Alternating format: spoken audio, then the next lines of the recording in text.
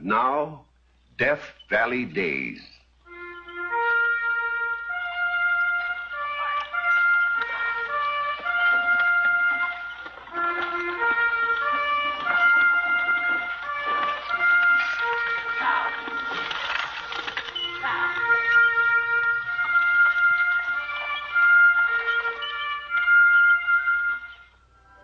Howdy, folks.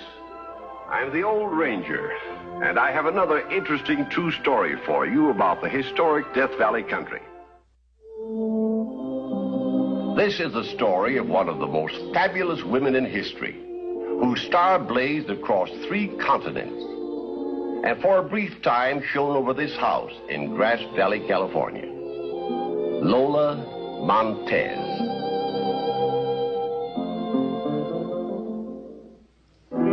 Lola Montez, of course, is my stage name. I was born in Limerick, Ireland in the year, why not admit it, I've always been indiscreet, the year 1818. My father was an Irish army officer, my mother of Spanish descent. They christened me Maria Dolores Eliza Rosanna Gilbert, Lola for short. My early childhood was spent in India. Then, when I was 18, my mother joined me in England, where I had been sent to school. I was to make my debut. So she told me. Come in.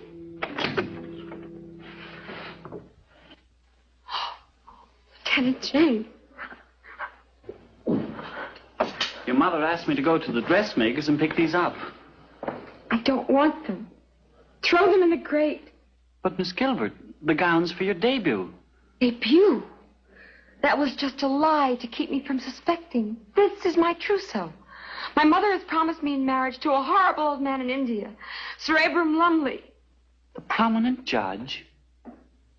But he's over 60 and has the gout. And bags of money. I'd rather die than marry him. I won't marry him. Oh, Lieutenant James, how am I ever going to escape? Marry me. What? Lola, I adore you. You're the most beautiful, the most fascinating creature on earth. We'll elope. Tonight. Lola. A few days later, I became Mrs. Thomas James. But runaway marriages, like runaway horses, are almost sure to end in a smash-up. So I went to Spain to study to be a dancer. Then I returned to England. My first appearance was in Her Majesty's Theater.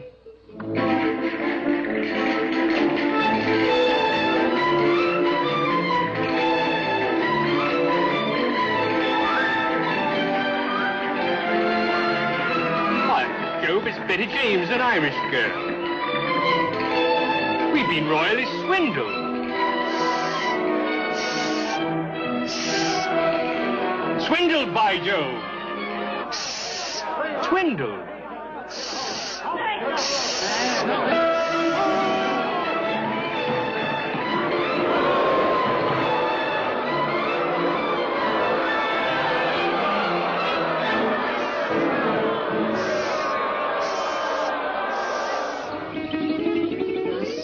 In a single night, because of a young rake whom I'd once repulsed, my career in London was ended, and I fled to the continent to dance.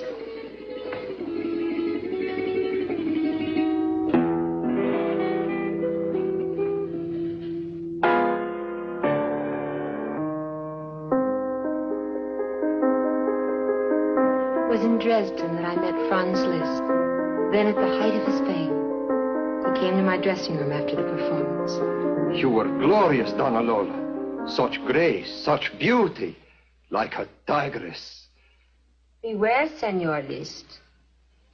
Tigers can be dangerous. If you knew what a relief to meet a woman of vitality after all the sentimental creatures that languish around me. You are the first man I've ever met with a soul. A soul which must remain free. Why do you tell me that? To warn you. to remind myself that there can be only one real love in my life. My music. Play for me, Senor Liszt.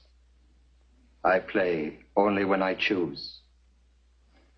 The Queen of your native Spain once commanded me, and I refused.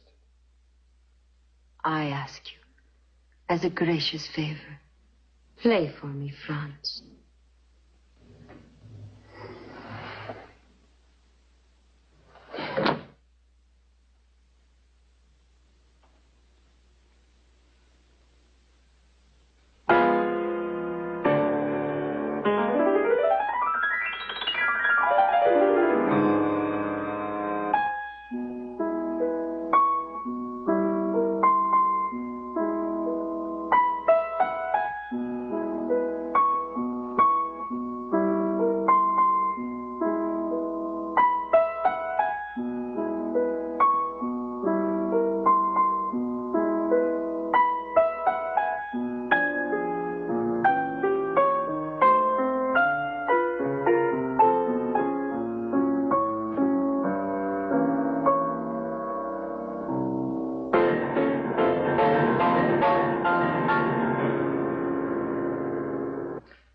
Franz was right. He could not long remain fettered. There followed a year in Paris. Alexander Dumas, Victor Hugo. Then I returned to Germany, where at that time there were some 36 ruling princes. I had made up my mind to land one, but what I landed was something much bigger. King Ludwig I of Bavaria saw me dance at the Munich Opera House, was bewitched.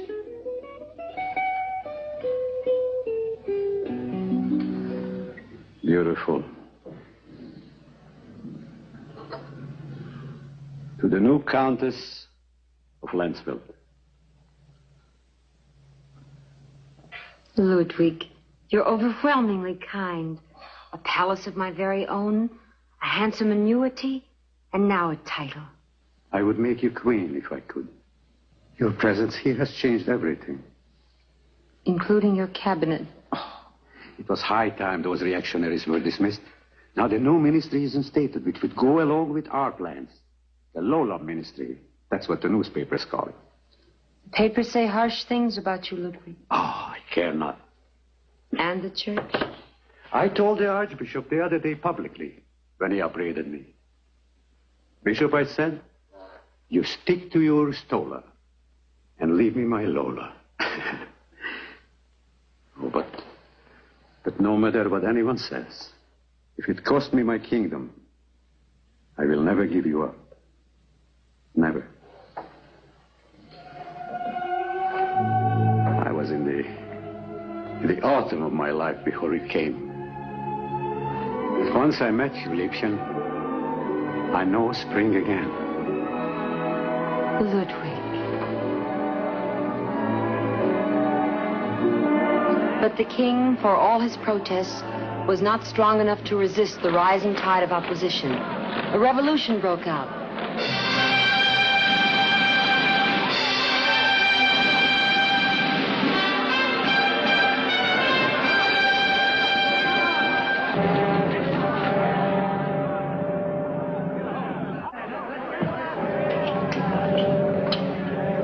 Countess. Count Richburg, may I offer you some champagne? I come from the king. Yes? He has just met with his cabinet and signed this decree. Defying the revolutionists? Ordering your banishment from Bavaria. I don't believe it.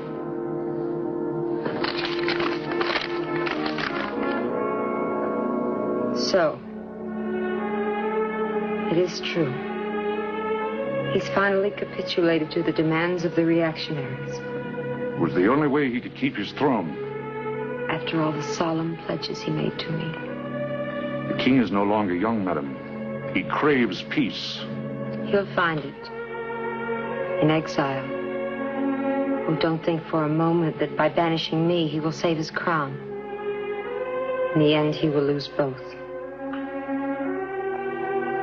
I must be out of Munich by nightfall.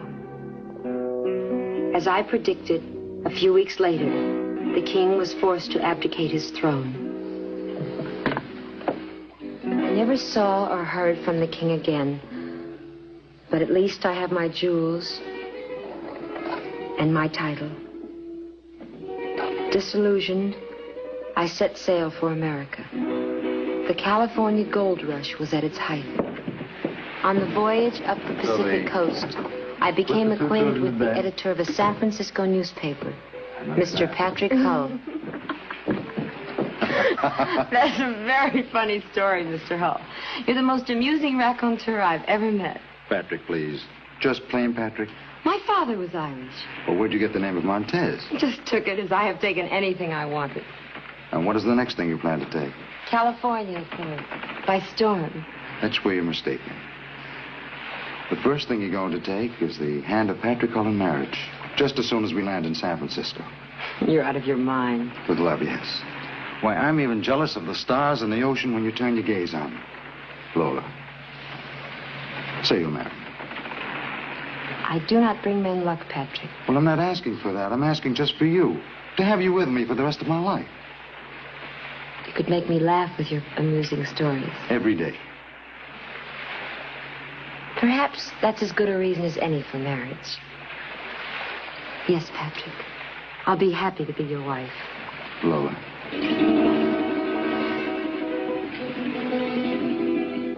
We were married just 3 days ago in a sweet little church.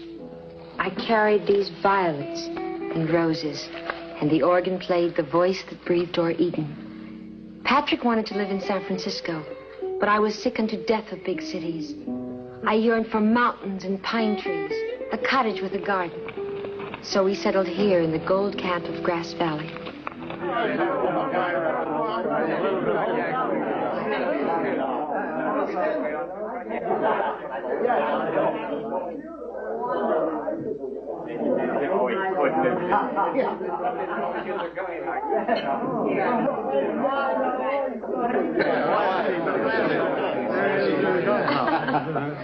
Barron, how nice of you to come. Madame, may I present Monsieur Jean Hugo, Mrs. Hull. How do you do? An honor. I have often heard my uncle speak of you as Lola Montez. You are a nephew of Victor Hugo? His favorite Hugo nephew. He was one of my dearest friends back in my Paris days. But what are you doing here in Grass Valley? Digging gold like everyone else. How extraordinary. Not as astonishing as to find you here. I could scarcely believe it when the Baron told me. I am married now, you know, to an American. You must meet my husband. Ah, there he is. Excuse me, I'll bring him over. Is this a nice way for a host to behave? Sulking with a drink? Host? No one even knows or cares whether I'm here. All they have eyes for is you. Well, naturally.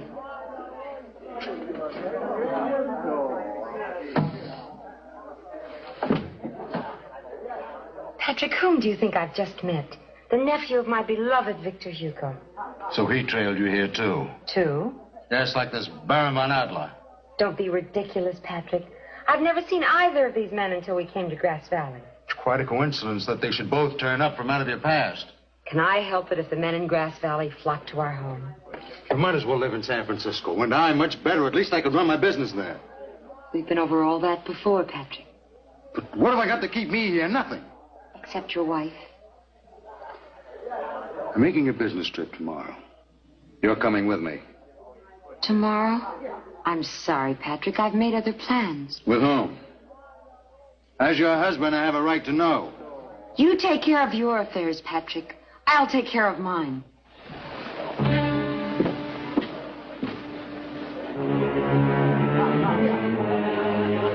She-devil.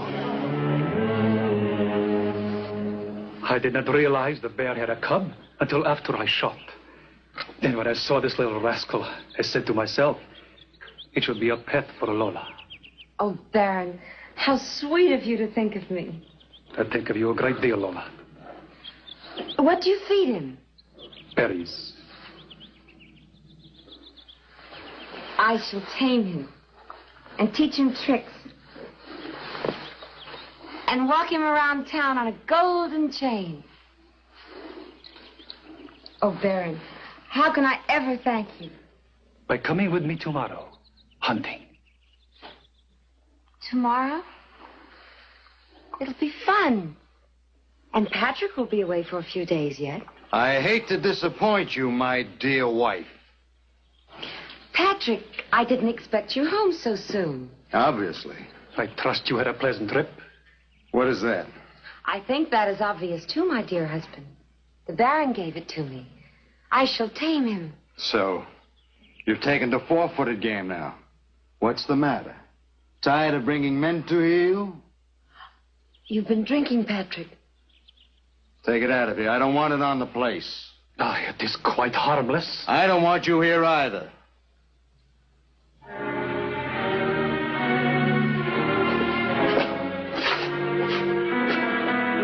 Excuse me.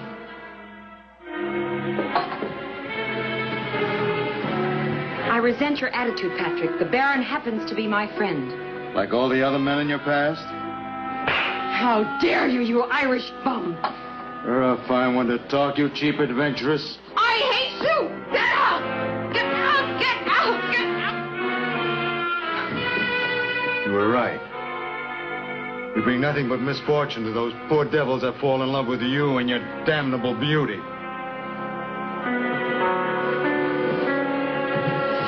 And don't come back! God have pity on you, Baron.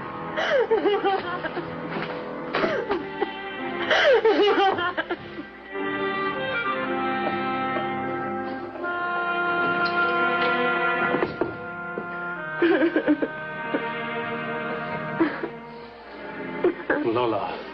That beast deliberately trying to break my heart. Fear not, Liebchen. I'm here to pick up the pieces and put them together again. Baron.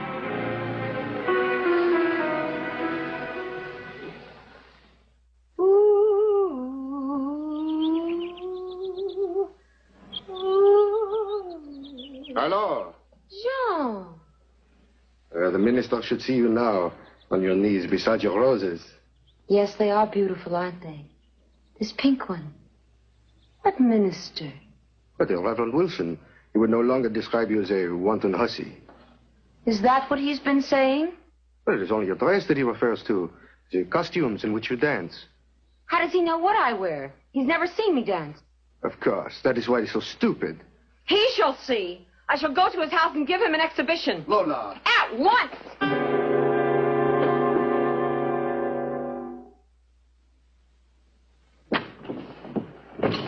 Reverend Wilson?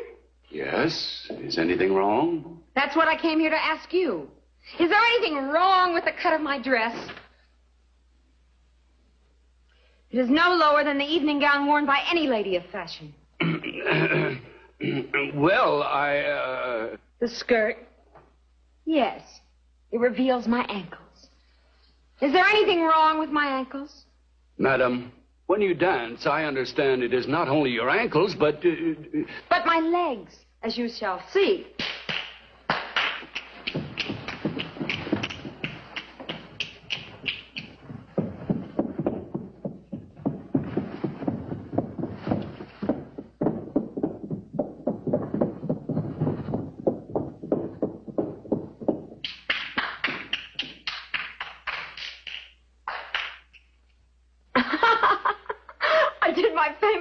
Dance for him. And I lifted my skirts higher and higher. Lola, there is something I... You should have seen the look on his face. It was ludicrous. Lola, please. You're not amused. The Baron will be. He'll roar with laughter when he hears the story. Lola, will you listen? I'm trying to tell you. Word came just a few moments ago. The Baron is dead. Dead? How can he be dead? He was shot. While hunting in the mountains, his gun went off accidentally.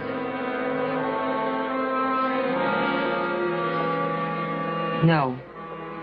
It was not an accident. It was the price he paid for loving me. Lola. Jean, please. But you are all alone. What will you do? I still have my career. I'll go back to the stage and dance. I'll start this very night.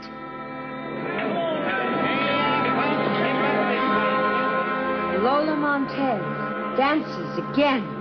But there will be plenty of seats available at any future performances, if she has the courage to attempt them. It's vicious.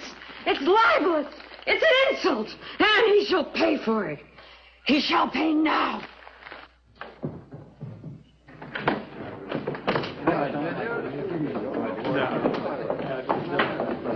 Mr. Shipley?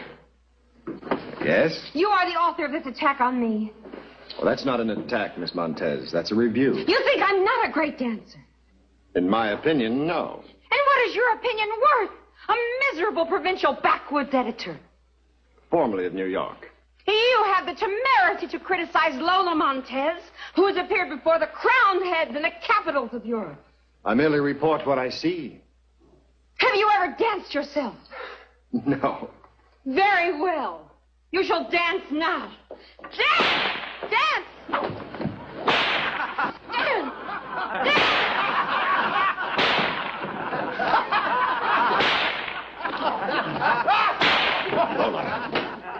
You wish to dance too. Dance!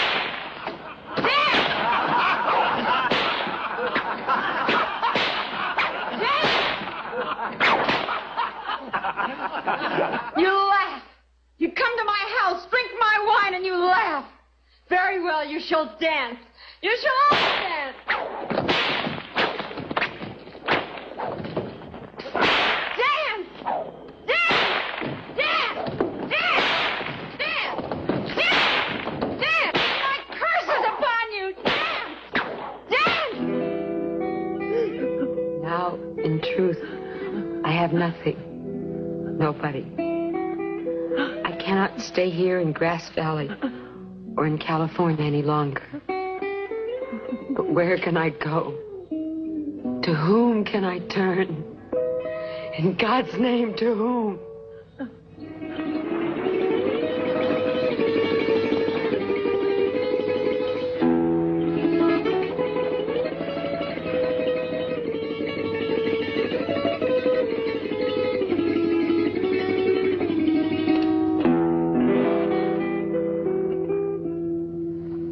No.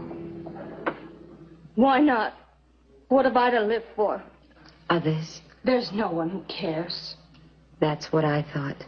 But there is someone.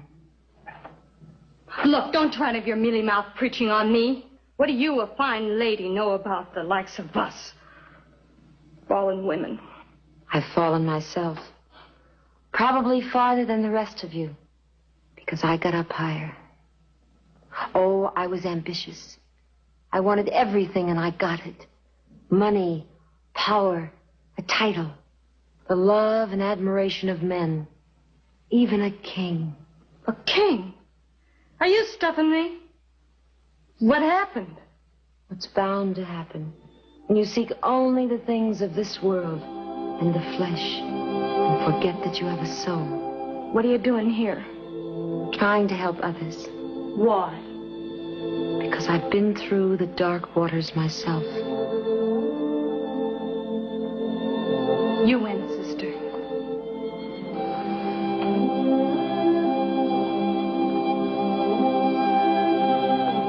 The last years of her life, Lola spent working in the Magdalene Rescue Mission for outcast women. And she left what little remained of her fortune to it when she died.